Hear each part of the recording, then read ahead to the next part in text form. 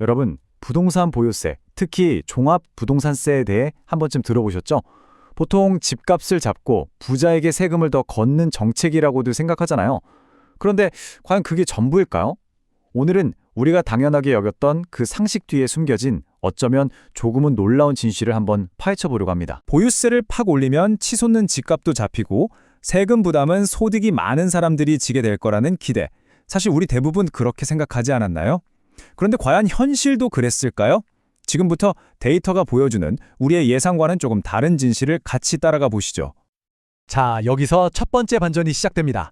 이 세금이 과연 처음 의도했던 대로 부자들의 어깨만 무겁게 하고 있을까요? 데이터를 들여다보면 아주 역설적인 현실이 드러나기 시작합니다. 이 역설을 제대로 이해하려면 먼저 역진적 부담이라는 개념을 알아야 해요. 말이 좀 어려운데 쉽게 말해서요. 소득이 적은 사람이 자기 소득에 비해 오히려 더 높은 비율의 세금을 내게 되는 그런 아이러니한 상황을 말하는 겁니다. 자, 바로 이 지점입니다. 정말 흥미로운 게 뭐냐면요. 한 연구 결과를 보니까 바로 이 종합부동산세가 역진적인 성격을 뚜렷하게 보이고 있다는 사실이 밝혀진 거예요. 이 그래프를 한번 보세요. 이게 그 충격적인 현실을 그대로 보여주거든요. 소득이 가장 낮은 하위 10%의 세부담률은 3.09%에 달하는데요. 정작 소득이 가장 높은 상위 10%는요. 겨우 0.42%입니다. 와, 계산해보면 무려 7배가 넘게 차이가 나는 거죠. 아니 도대체 왜 이런 현상이 나타나는 걸까요? 그 답은 데이터 안에 숨어 있었습니다. 소득 하위 계층에 속한 주택 소유자를 분석해 봤더니 무려 86%가 60세 이상의 고령 가구였던 거예요. 그러니까 젊었을 때 열심히 일해서 집 한 채 마련한 게 자산의 전부인데 은퇴하고 나니 현금 소득은 뚝 끊겨버린 거죠. 결국 이분들이 세금 부담에 가장 큰 타격을 받게 된 셈입니다. 그런데요, 이 세금의 역설은 여기서 끝나지가 않습니다. 그 부담은 집주인에게만 머무는 게 아니라 마치 물에 돌을 던지면 파문이 퍼져나가듯이 세입자에게까지 영향을 미치게 됩니다. 여기서 핵심은 바로 세금 전가라는 경제 원리입니다. 아주 간단해요.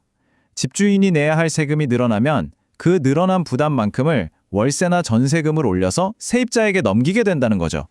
이게 그냥 그럴 것이다 하는 추측이 아니고요. 실제 연구 결과가 이걸 증명하고 있습니다. 보유세를 매기는 기준이 되는 공시가격이 10% 오르면 세입자가 내야 하는 전세 가격도 약 1%에서 1.3%까지 오를 수 있다는 직접적인 연관성이 확인된 겁니다. 자, 이제 가장 중요하고도 가장 궁금했던 질문으로 넘어가 보겠습니다. 좋아요. 이런저런 부작용이 있었다고 쳐도 그래서 이 세금이 과열된 주택시장을 진정시킨다는 원래 목표는 달성했을까요? 아마 이 대답을 들으시면 정말 깜짝 놀라실 겁니다. 우리 모두가 집값 안정을 기대했지만 현실은 그 정반대 방향으로 흘러갔을 가능성이 있습니다. 적어도 단기적으로는요. 세금이 오히려 집값 상승에 기름을 부은 격이 됐을 수도 있다는 겁니다. 혹시 믿기 어려우신가요? 그럼 숫자를 직접 한번 보시죠. 정부가 보유세를 대대적으로 손봤던 2020년과 2021년 서울 아파트값은 잡히기는커녕 오히려 각각 13% 그리고 16.4%나 폭등했습니다. 아니, 세금을 올렸는데 집값이 왜 더 오르는 걸까요? 경제학자들은 이걸 기준가격 효과라는 말로 설명합니다. 좀 쉽게 풀어서 말하면요. 정부가 이 집은 공시가격이 이렇게나 높습니다라고 발표하는 것 자체가 시장에는 와, 이 집은 정부가 인증한 비싸고 좋은 집이구나 라는 강력한 신호를 주게 된 거예요. 결국 이 공인마크가 세금 부담을 상쇄하고도 남을 만큼 매수 심리를 자극해서 오히려 집값을 더 끌어올렸다는 분석입니다. 자, 지금까지의 이야기들을 종합해보면 어떤 결론에 이르게 될까요?